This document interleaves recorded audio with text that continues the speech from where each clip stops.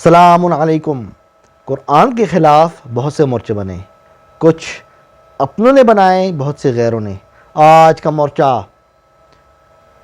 روایت پرستوں سے سوال نمبر 3۔ بخاری اور مسلم کو ماننے والے روایت پرست یہ اللہ کے بارے میں عقیدہ رکھتے ہیں، جس طرح کی بخاری کی روایت ہے اور مسلم کی روایت ہے کہ اللہ ہر روز رات میں، جب رات بہت زیادہ گزر جاتی ہے تب اللہ آسمان میں اترتا ہے۔ یہ ان کا عقیدہ ہے کہ اللہ آسمان میں فیہا اترتا ہے۔ میرا سوال ہے، 2 سوال ہیں۔ پہلا سوال یہ ہے کہ جب اللہ اترتا ہے، تمہارا عقیدہ ہے کہ اللہ عرش پہ ہے، اللہ کی ذات عرش پہ، جس طرح ابو جعفر تنولی ابھی صوفے پہ بیٹھا ہے نا، اللہ عرش پر ہے، ان کے محدثین کا عقیدہ ہے۔ میں کسی دن اس پہ ویڈیو بناؤں گا۔ اللہ عرش پر ہے، تو جب وہ اترتا ہے عرش سے نیچے، پہلے آسمان پہ آتا ہے، تو عرش خالی ہوتا ہے یا نہیں؟ یہ پہلا سوال۔ دوسرا سوال،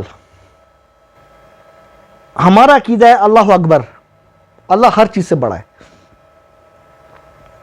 تمہارا عقیدہ ہے بخاری اور مسلم کو ماننے والوں، روایت پرستوں، قرآن کے منکروں، تمہارا عقیدہ ہے کہ اللہ ہر روز رات کو آسمان میں فیہا اترتا ہے۔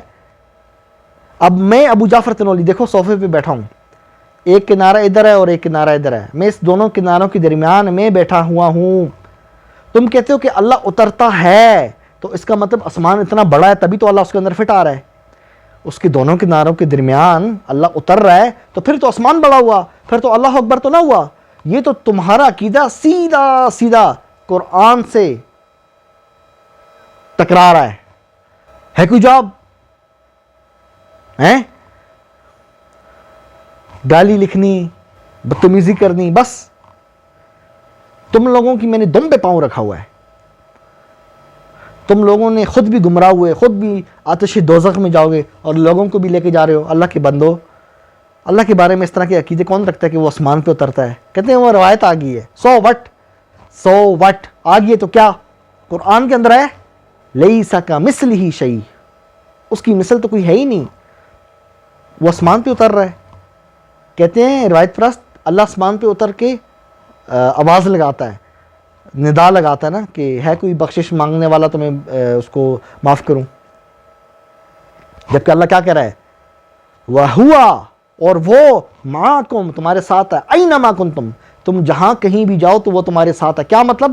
اپنے علم کے ساتھ، فزیکلی نہیں، وجود کے اعتبار سے نہیں، اپنے علم کے ساتھ تمہارے ساتھ ہے۔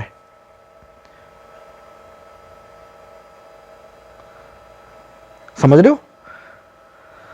پھر ایک جگہ بھی فرمایا کہ وہ تمہاری شعرک سے زیادہ قریب ہے، پھر اسے آسمان پہ اترنے کی کیا ضرورت ہے؟ سوال۔ اور پھر دوسرا سوال، تم اگر یہ کہو جی ہم تو تعویل کرتے ہیں، اللہ کا آسمان پہ اترنا مراد نہیں ہے، ابو جعفر تنولی صاحب آپ نہیں سمجھ رہے، اس کا مطلب یہ ہے کہ اللہ کی رحمت اترتی ہے۔ ہاں، نا نا نا نا نا نا، تمہارے محدثین یہ نہیں بولتے کہ اللہ کی رحمت اترتی ہے۔ وہ جس روایت میں ذکر ہے نا رحمت کا، اس کو محدثین نے شاذ بولا ہے، ضعیف بولا ہے۔ جو تمہاری بخاری اور مسلم کی صحیح ترین روایات ہیں، اس کے اندر اللہ کی ذات کا اترنا مراد ہے۔ اور یہ بات تمہارے محدث ابن عبد البر اس نے بولی ہے کہ بعض لوگ اس سے رحمت مراد لیتے ہیں، وہ غلط ہے۔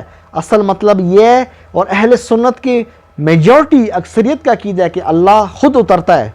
دیکھ لو،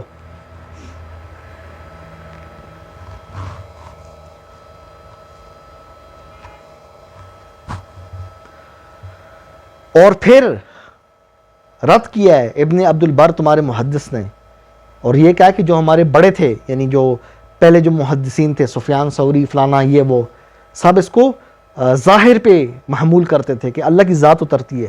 اللہ کی ذات کس طرح اتر سکتی ہے؟ اللہ کے بندو، آسمان میں۔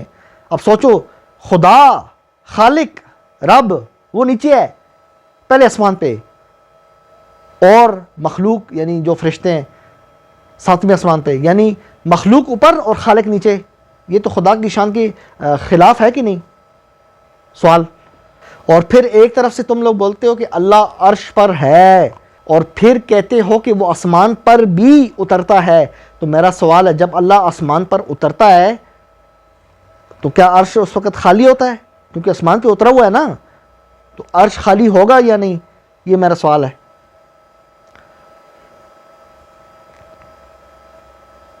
بڑے گندے عقیدے ہیں اہل سنت والجماعت تمہارے, بڑے گندے عقیدے ہیں یار, خدا کی قسم دل بھر گیا تمہاری روایات پڑھ پڑھ کے.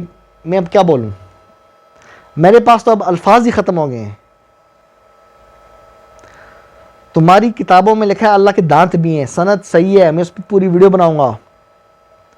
کون سی دنیا میں رہتے ہو تم لوگ, کون سی دنیا میں؟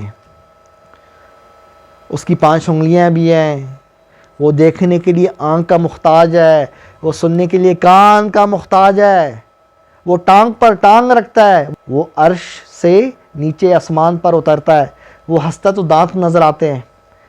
یہ کیا ہے؟ واٹ از دس؟ خدا ہے یا انسان ہے؟ تم سے بات کر رہا ہوں میں, اہل سنت والجماعت. اپنے عقیدے درست رکھو, گالی دینے کا کوئی فائدہ نہیں ہے. تنقید کرو, تعمیراتی تنقید, نہ کہ تنقید برائے تنقید. اب جو میں نے اعتراضات اٹھائے ہیں تم میں سے کوئی جواب دے سکتا ہے؟ اور تم بولو گے ہم تو اللہ کو عرش پر نہیں مانتے. او بھائی, تمہارے ماننے یا نہ ماننے سے کیا ہوتا ہے؟ تمہارے بڑے محدثین, بڑے بخاری سے بھی بڑے, جن سے بخاری روایات لیتا ہے, یہ سفیان ثوری, حماد بن سلمہ, یہ جو طبقہ ہے صحابہ کے اسٹوڈنٹس کے اسٹوڈنٹس, وہ مانتے ہیں. میں ویڈیو بناؤں گا کسی دن تفصیلی. الرحمن کیا علی العرش استوا, اس نے عرش پر استوا کیا.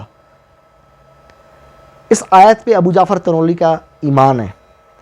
استوا سے کیا مطلب ہے؟ کیا وہ عرش کے اوپر بیٹھا ہوا ہے خود بذات خود, یا اس نے قبضہ کیا؟ اس چیز پہ اس کی کیفیت واضح نہیں ہے, اس لیے میں اس پہ سکوت اختیار کرتا ہوں, خاموشی اختیار کرتا ہوں. یہ میرا اپنا عقیدہ ہے. اللہ نے بتا دیا, ہم اتنا مانتے ہیں, یا اللہ تو نے عرش پر استوا کیا ہوا ہے. اب استوا کا کیا مطلب ہے؟ اس کے کئی مطلب ہیں, اس پہ میں کسی دن تفصیلی ویڈیو بناؤں گا. یہ متشابہات میں سے ہے یہ آیت, سمجھ رہے ہو؟ لیکن تم لوگ کہتے ہو نا اللہ اتر رہا ہے, اور فزیکلی اتر رہا ہے. کہ تم لوگ تو اللہ کا وزن بھی مانتے ہو, جس طرح ابن تیمیہ مانتا ہے. نعوذ باللہ من ذالک, کیا بکواس ہے یہ. ابن تیمیہ مانتا ہے اللہ کا وزن, پتہ آپ کو؟ کہتا ہے لوگ جو مشرک ہیں صبح صبح بتوں کی پوجا کرتے ہیں تو اللہ کا وزن صبح زیادہ ہوتا ہے کیونکہ اللہ غصے میں ہوتا ہے, اور جب رات کو مسلمان عبادت کرتے ہیں تو اللہ کا وزن کم ہو جاتا ہے. کیوں؟ اللہ کا غصہ ختم ہو جاتا ہے نا, تو وزن کم ہو جاتا ہے. ابن تیمیہ کہہ رہا ہے, اندازہ کرو وابیو, یہ تمہارا ابن تیمیہ ہے. وزن ہمیشہ ٹھوس چیز کا ہوتا ہے. یہ موبائل ہے, نظر آ رہا ہے, اس کا وزن ہے. اس کو آپ اٹھاؤ گے آپ کو ویٹ وزن فیل ہوگا. تم کہتے ہو خدا کا وزن ہے. عجیب لوگ ہو یار. پھر کہتے ہو کہ ہم ہیں اہل سنت والجماعت. تم ہو سنت والے, تم ہو, یہ سنت ہے تمہاری. جماعت کون سی جماعت؟